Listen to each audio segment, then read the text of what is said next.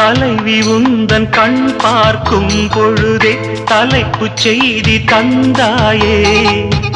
தலைப்புச் செய்தி புரியாமல் தவித்தே தலைப்பை கையில் தந்தாயே. உறங்கும் போதும் உந்தன் பேரை சொல்லி பார்க்கிறேன்.